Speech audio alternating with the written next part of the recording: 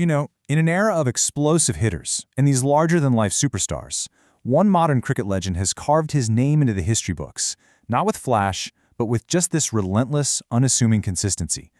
We're talking about the story of Joe Root. So for the better part of a decade, Test cricket was absolutely dominated by four batsmen.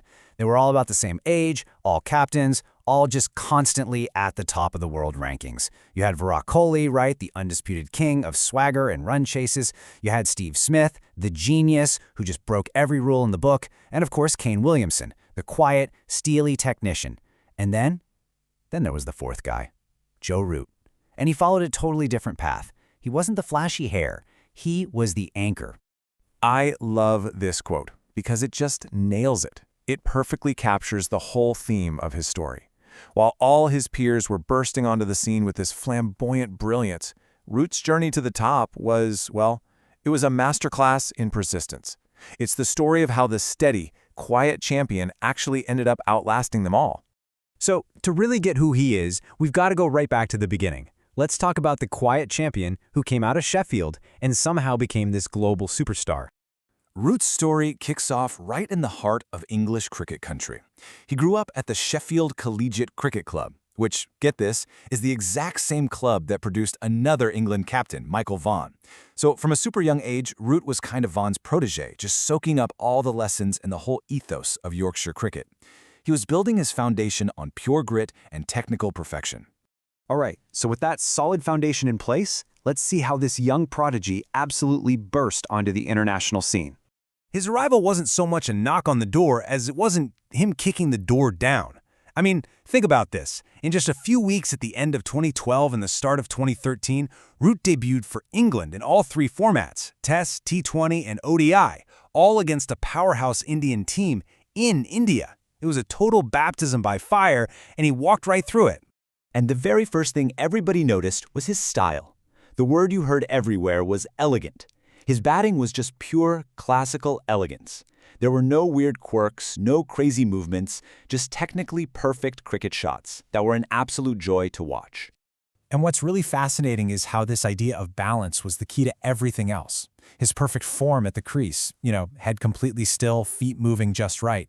That was the foundation for his unbelievable consistency. It's what allowed him to play shots all around the wicket against fast bowlers and spinners with almost no risk.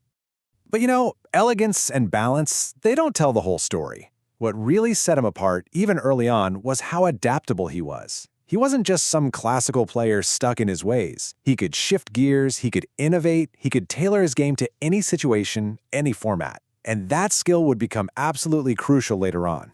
But as it always goes, with that incredible talent came some pretty immense responsibility, and his career soon entered its most challenging and, let's be honest, often most criticized phase.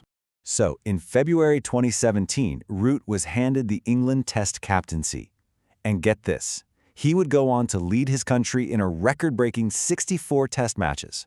That's more than any other captain in English history. It was a role that would define not just his career, but an entire era of English cricket. And his time as captain was a complete paradox. It's kind of wild. On one hand, he led England to 27 victories, the most by any English captain ever.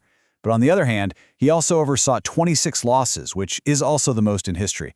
His captaincy was just this turbulent ride of incredible highs and absolutely crushing lows. And you could see the immense pressure of leading a team in transition was starting to affect his own game.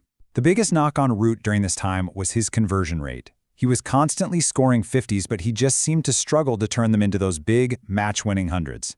It was a statistical slump that really fueled his critics. And all this pressure, this one nagging criticism, it was most visible in one specific, glaring challenge that, for years, seriously threatened to define his entire legacy. You just can't overstate the stakes here. To be considered a true all-time great, you have to perform everywhere. But Root had this massive hole on his resume, Australia. And it wasn't just fans saying it. Even respected figures like the former Australian coach Darren Lehmann said he'd put Root a tier below his peers for this one reason. And so this question just followed him for years. He'd scored centuries all over the world, but never in Australia during an Ashes series.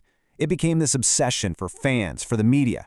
Could one of the best batsmen of his generation really be considered a great with such a huge flaw in his record? And then, on his fourth tour of Australia, after years of near misses and just immense crushing pressure, he finally did it. He silenced every single critic. He broke the curse with a magnificent Test 100 on Australian soil. When he was asked how it felt, his one-word answer said it all: relief. So when he relinquished the captaincy in April 2022, it was like a massive weight had just been lifted off his shoulders. And embracing this new team philosophy under coach Brendan McCullum, well, it didn't just revitalize Joe Root. It unlocked a completely new and maybe even more dangerous version of him. Now, for those who don't know, Bazball has been a revolution in Test cricket. It's a philosophy that's all about being hyper-aggressive, totally fearless, and just relentlessly positive. For Root, this meant he started weaving these audacious shots, like reverse scoops and aggressive sweeps, into his already perfect classical technique. It let him score faster than ever without losing any of his fundamental elegance. It was incredible to watch. So now, freed from the burdens of leadership and totally unleashed by this new philosophy, Root's batting just soared to another level. He joined the most exclusive club in English cricket, becoming only the second Englishman in history after his old captain Alistair Cook to cross that monumental milestone of 10,000 Test runs. But he didn't just stop there. Oh no, he just kept scoring and scoring relentlessly. Today, he stands completely alone as England's all-time leading run scorer in Test cricket. He's surpassed every single legend who came before him. The quiet champion from Sheffield was now, statistically, England's greatest ever. Period. But look, the true measure of Joe Root's legacy, you're not just going to find it in the record books. You find it in his unwavering character, both on and off the field. And what's really amazing here is the context. This is in the heat of battle, right? After an opponent reportedly used a homophobic slur to sledge him, Root didn't retaliate with anger. Instead, he just calmly and firmly delivered this line. It was a moment of profound integrity that was heard all around the world. And his sportsmanship was just as clear. After a super tense, hard-fought victory against India, while his teammates were celebrating like crazy, Root's very first instinct was to go and console a devastated opponent, Mohammad Siraj, who, by the way, had been sledging him earlier. It was just a gesture of pure class and empathy. So when you boil it all down, what is the legacy of Joe Root? Well, he's the anchor of the Fab Four, a true model of consistency in an age of fireworks. He's a technical master who somehow married classical elegance with modern aggression. He was a record-breaking captain for both good and bad. He is, simply put, a relentless run-scoring machine, England's greatest ever. But maybe, just maybe, most importantly, he's a champion of character, a leader who is defined by humility, integrity, and just profound sportsmanship. Which, I guess, leaves us with one final thought. In a sporting world that so often prizes spectacle and hype above absolutely everything else, what can we learn from the career of Joe Root? What does the steady, relentless, quiet rise of a true champion really teach us about the nature of greatness?